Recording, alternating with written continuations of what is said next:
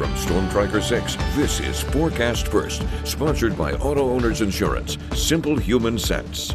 Our storm system moving out of the area, as we saw, anywhere from 2 to 4 inches across central mid-Michigan, lesser amount south and a little more north of Lansing. As you look at the quad cam, you can see we've got mostly cloudy skies across most locations, but we are below freezing, so anything that looks a little slushy or crusty on the road will be freezing over the next several hours. Temperatures 29 St. John's, 30 Jackson, 30 Coldwater, 31 in Adrian, so everyone below the freezing mark now. The last of the snow moving out. There's still some snow showers to our north and northwest, so we may yet see a flurry or two this evening, but nothing that's going to contribute to our accumulations. Tonight's forecast, cold weather down to 15 by early tomorrow morning. Get ready. We've got single-digit lows on the way and a few more snow showers as well. 6 News at 5 starts right now. WLNS is here for you, celebrating 75 years of bringing you the news with 6 News at 5. Road crews around mid-Michigan have been working nonstop to keep the roads clear and safe for drivers. It's our top story at 5. Thank you for joining us. I'm Siobhan Klepfer. Jorma will be back tonight for 6 News at 11. The wintry weather started falling overnight and has continued throughout the day today in parts of mid-Michigan, and local plow and salt trucks have been on the move. And 6 News reporter Zach Fries has a closer look at road conditions right now, joining us live from outside of our station in Lansing. So what are you seeing tonight, Zach?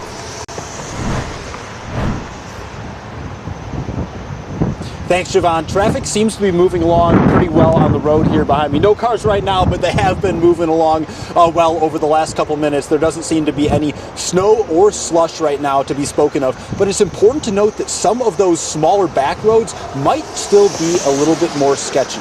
Now, the city of Lansing has more than 400 miles of roads that they're in charge of plowing and taking care of, and they tell us that the city has had drivers working on clearing those roads since last night constantly. A city spokesperson tells 6 News that falling temperatures over the next few days could leave the roads icy if they don't clear them fast. That's why they're asking people to not park on neighborhood streets, allowing the plows room to operate. And it's important to remember that although these major streets like the one behind me are mostly okay right now, that can't be said for all roads. Major streets right now are in pretty good shape. Local streets are sort of hit or miss. They're slushy now, but they will be starting to ice up. And once they ice up and the temperatures drop really low, then the rock salt that we use does not work as effectively. Stay tuned for 6 News at 6. We have a look at what the Michigan State Police are telling Michiganders to not do in order to stay safe on the roads over the next couple of days. Reporting in Lansing for 6 News, I'm Zach Cruz. Thank you, Zach, and be sure to stay with 6 News here on air, online, and through our 6 News and Storm Tracker 6 apps for the latest on the weather, including school closings. There were many this morning because we are always here for you. Well, in this update, it seems the city of Lansing could be a lot closer to safely removing a large homeless encampment behind a business on the 1800 block of North Grand River Avenue. Now, this is a story that we have been following for months now. The city is suing the business owner in an effort to clear the encampment, which it says has become a public nuisance. Our Kylie Shapansky was at this week's court hearing on the matter, where we learned a draft agreement has been made. What can you tell us about that, Kylie?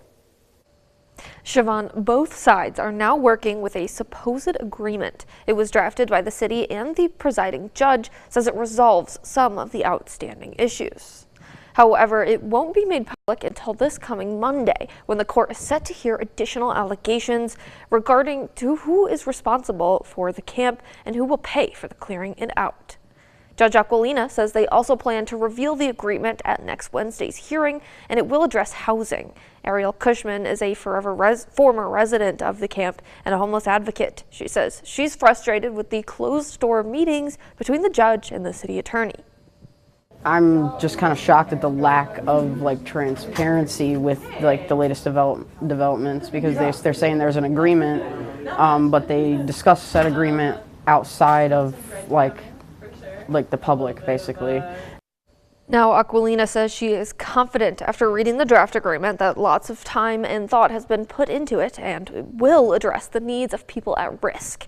We'll be back in the courtroom next Wednesday to bring you the latest. All right, Kylie, thank you. Well, also in Lansing, U of M Health Sparrow unveiled new testing equipment today meant to bring the community faster lab results. The high-tech automated system is called FlexLab X, and Sparrow is one of the first hospital systems in the country to use it. 6 News got a special up-close look at the technology, which sends test samples through check-in, processing, analytical testing, and final handling, all through automation. The hospital's administrative director of laboratories says the Flex Lab will bring many benefits to patients in our community. Many hospitals, we have a couple of key objectives, and that's the throughput in the emergency department, and emergency departments are very busy, and as well as length of stay in the hospital.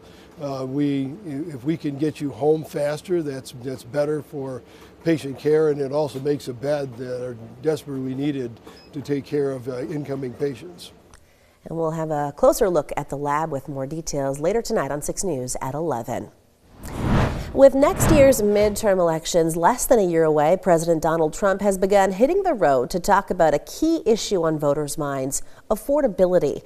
The president traveled to the battleground state of Pennsylvania to tout job growth and falling prices, but many Americans say prices are still too high. Erica Brown is here for you with the very latest from Washington. At a campaign-style rally in battleground Pennsylvania Tuesday night, President Trump took on the issue of affordability amid Americans' concerns about rising costs. And I have no higher priority than making America affordable again. That's what we're going to do. The president blamed Democrats for higher prices and defended his administration's handling of the economy. They gave you high prices. They gave you the highest inflation in history, and we're bringing those prices down rapidly. Lower prices, bigger paychecks. The government data shows the inflation rate was falling at the beginning of the year, but began slowly rising again this spring, around the time President Trump imposed widespread tariffs. The cost of a gallon of gas is down compared to the same time last year, but utility bills are up, and many shoppers say they're still feeling the pinch at the grocery store and beyond. Prices are just too high. Everything is too high. The cost of medical care,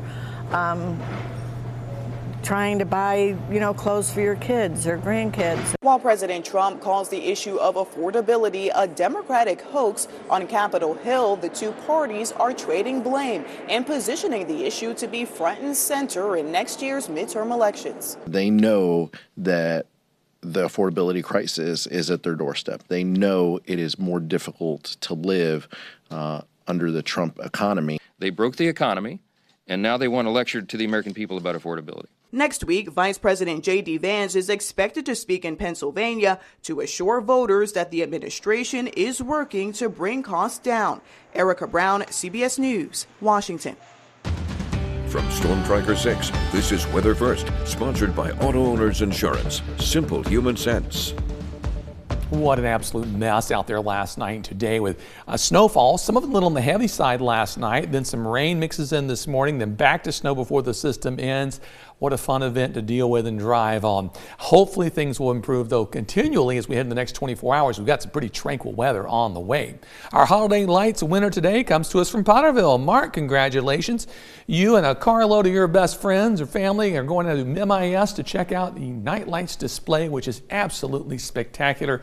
Can't wait to see how that goes for you. And we'd love to see lots more entries. We still got plenty of time. Just head to our website, WLNS.com/holiday-lights. That's the web address to upload your photo and get a chance to win that Night Lights pass.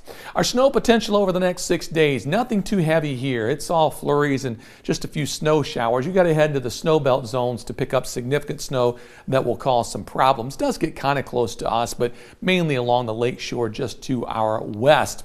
In terms of what's happening now, we've got some snow flurries and light snow showers trying to creep down. They're a little heavier north, but by the time they get here, it'll just be a few flurries for us.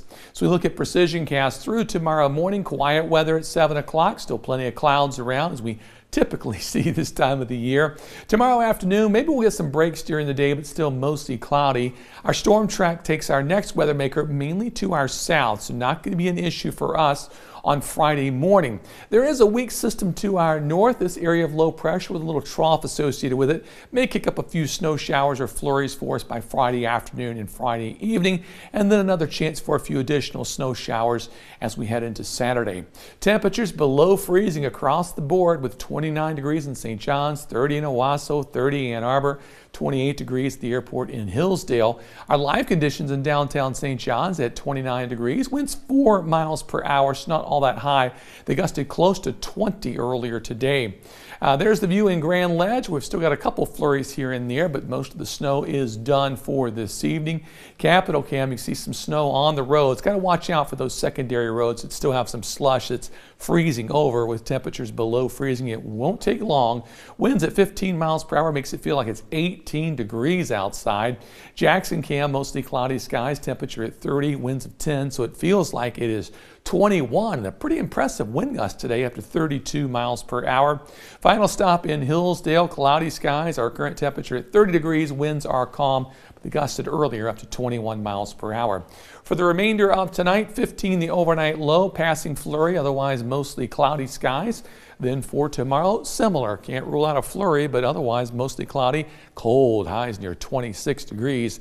The 6-day forecast over the next 6 days. Temperatures get cold. Teens for highs Saturday and Sunday. Lows in the single digits Sunday and Monday morning. But then another warming trend with highs back in the mid-30s. Maybe rain or rain-snow mixed on Thursday.